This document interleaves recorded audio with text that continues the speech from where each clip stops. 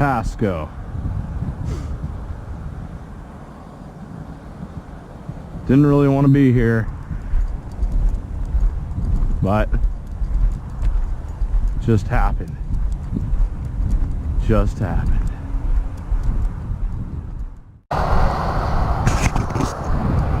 So, this is a good example of a classification yard. That's the hump right there. They feed cars through that hump, and it goes down the other side, and it's slowed down by a series of brakes that are on the track, and it rolls out with automatic switching into whatever track they want the car to go on. And that's how they build trains. That's how they build GM trains. It's pretty ingenious, actually. It's cool to just sit here and watch the cars get humped. See it rolling? Watch, it's gonna hit. Oh, no, it's not.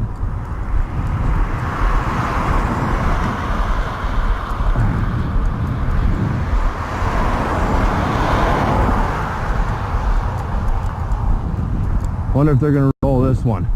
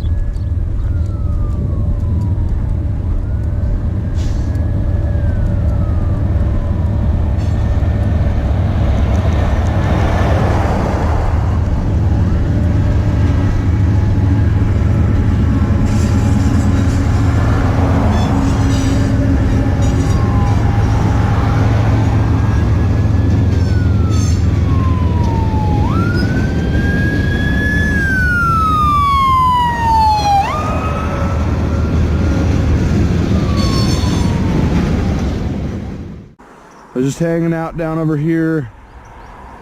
Oh man, it's been a long day. Anyway, this is a good creek spot I was just hanging out at. Essentially, what's been going on all day is that I walked into town from where I got off the train last night, which was sketchy all by itself. I thought I was gonna get off in Wishram, Washington. That didn't end up working out, for the pure fact that nothing else was gonna stop there other than trains going to Bend. So I decided to give it a chance and get on over to Pasco, which may or may not have been a mistake, because I thought Pasco, Washington was a crew change for IM trains and GM trains going both directions, and apparently that is not the case for IM trains.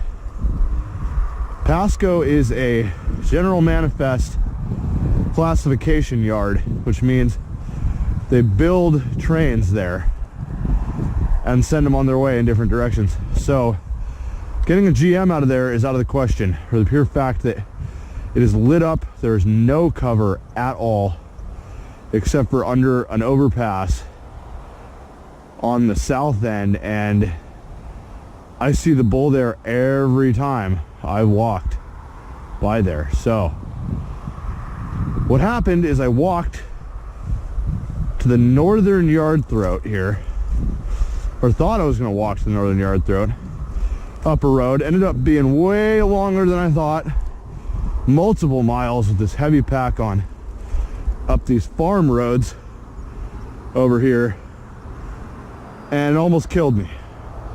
So I finally found a spot over by the creek, hung out, left my pack, and went over to check out the tracks which we're about to go to, and I found a spot in the northern yard throat that I may be able to catch something out of. Still not sure yet. Nothing's really stopped there. They've gone slow there in both directions. I might have to end up going towards Yakima. Or not Yakima, I mean going towards Spokane, which I don't want to do. I'd rather just get something already headed west to Vancouver, and from Vancouver to Seattle. So we got ourselves a nice sunset here in Pasco, Washington. The moon going on, and I am walking. And homie, you better believe me, I am gonna be walking for a long time to get down to this yard throat. It's like 2 miles down this road. Guess that's not too long, but feels like forever when you have 55 pounds on your back. Anyway, I'd like to take this little bit of time to say that I've been noticing all the industry around Pasco, all this stuff we got going on. It's all food processing and farming this side of Pasco. And I've seen a lot of unit grain and random agricultural cars come through this yard since I've been sitting here. There's an old adage, and the adage is, know your industries, know your railroad, right? So the more you know about what industries are where, the better idea you're going to have about where trains are headed, what trains are going to set out cars where they're going to stop, pick things up, etc. So I just wanted to add that little tidbit that there's a lot of agriculture here around Pasco, and that might be, I don't know, a reason why there's so many like grain and agricultural cars coming in and out of the yard. But at the same time, this is classification yard at it's not the end, but close to the end of the High Line. You gotta remember that this line starts in Chicago and comes all the way across the northern United States, and then hits both Vancouver, Portland, and Seattle.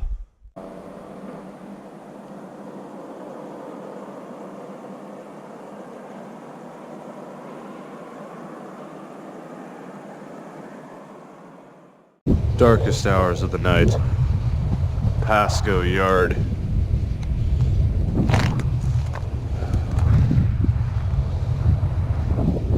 I had to get some sleep. I was gonna freaking die.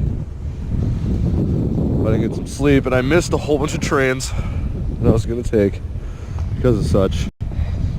But I believe that the sleep is way more important. So update, I waited all last night and most of today to get a ride out of here. And believe me, did I wait, and I saw many a train, but I saw none that were able to ride or that were able to stop close to me. I think the spot that I'm at, though, is pretty good. It's definitely the spot I want to be at. But another thing that happened is that I ran out of supplies waiting 2 days in fucking Pasco. So I had to come back into town, and I was dreading it, and I was just gonna wait and run out of supplies and jump on a train anyway. But I decided that might be a bad idea, so I decided to finally just walk back to town.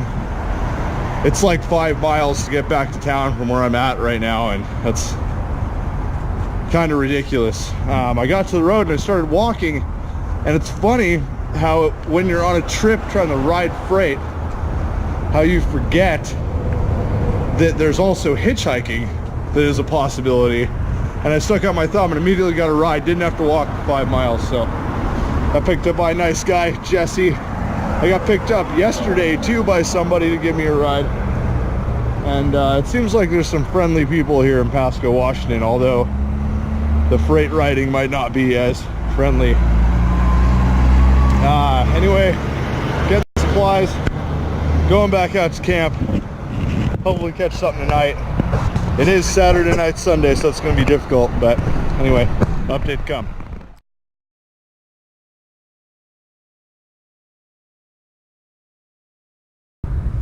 I go to town for 2.5 hours, and this is not the first, but the second westbound train I've missed. Second one I've missed in 2.5 hours. Now, one thing I am a little concerned about is that shed. See the train going into that shed? I don't like that thing.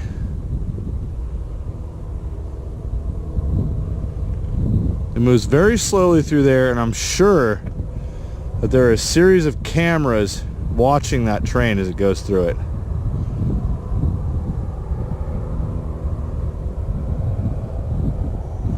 Anyway,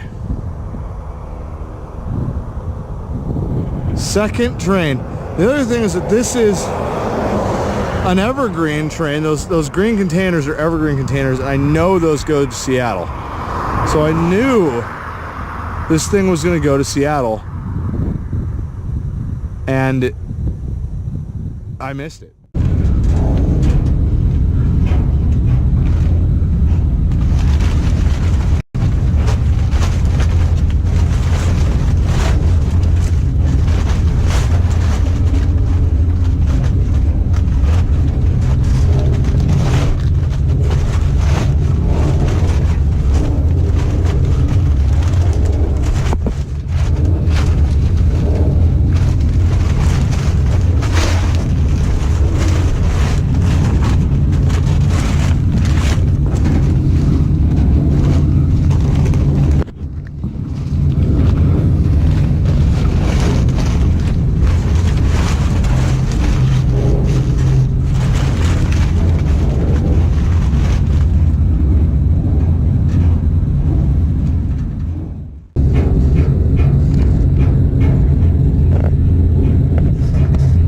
Crossed over or under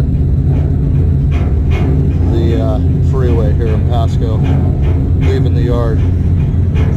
I am hoping that we're good. This is the first time I've ever ridden a money train, so I'm hoping so. We're going to pass the Amtrak station here in a minute, and that should be it.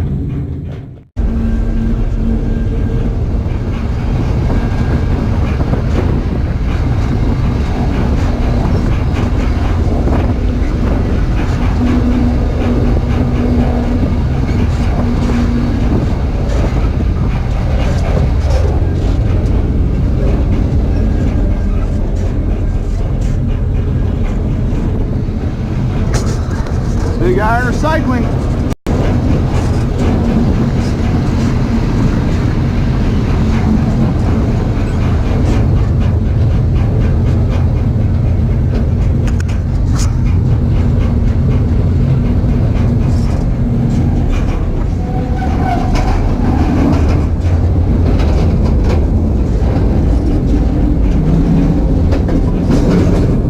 And we're going over the Columbia River. There she blows.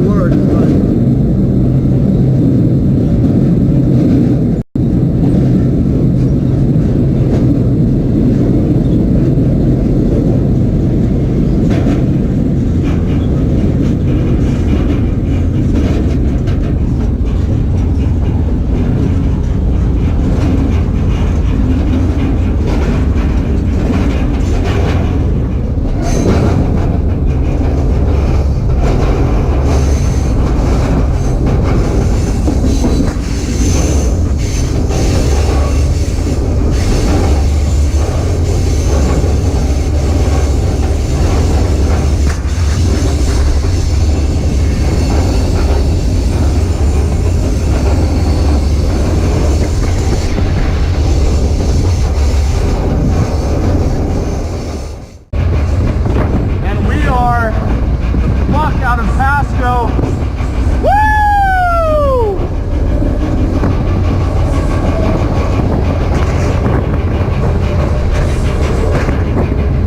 This calls for a celebration. Oh. Yeah.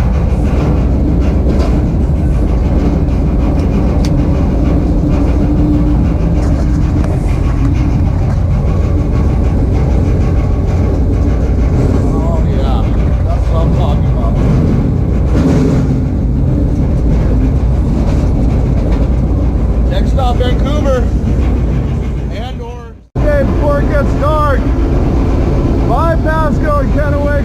Thank fucking God I'm not there anymore. And we're gonna be cruising here along the Columbia River Gorge again, same way David. And I don't know whether I'm going to Vancouver, Portland, or Seattle. I'm thinking it's Seattle train. Anyway, this is the same train I was bitching about missing for the second time when I was walking past it down the road. It just hung out for a long time. And I found this mini well. It's the first one I've ever been on. It's nice. I gotta put on some long underwear or I'm gonna freeze to death. Anyway, you got to be ready to get off, but trains can stop for any reason. It's not just because you're going to get caught or someone saw you or the cops are on their way. Right now, even though we're on probably the highest priority train on this line, occasionally it will stop for other things to go by for various reasons. When we pulled the back locomotive, I'm at the very end of the train. The locomotive's probably, I don't know, 7 cars back from me.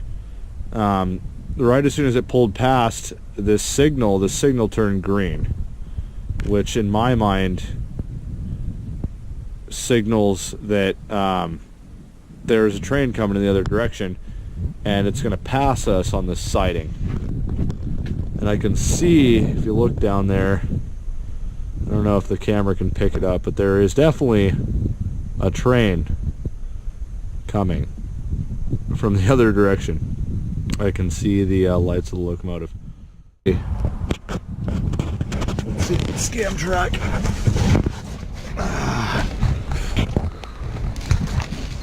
You always gotta hide from the scam track. Yep, it's scam track. Scam track. That's the only reason why we would be stopping on this line. I lied earlier when I said this was probably the highest priority train on this line. Amtrak is always the highest priority on any line. Passenger service comes over freight service on any line that I know of, east to west. Anyway, there's the air, and we are gonna move. Here, and well, Vancouver, really, and I'm gonna jump off. I think this train's gonna go north to Tacoma, but I'm gonna jump off because I don't know about the Vancouver yard, and I'd kind of rather take UP-GM up to Seattle. And I am so tired. I can't have my shit together right now. My mind is so out of it. I'm so tired.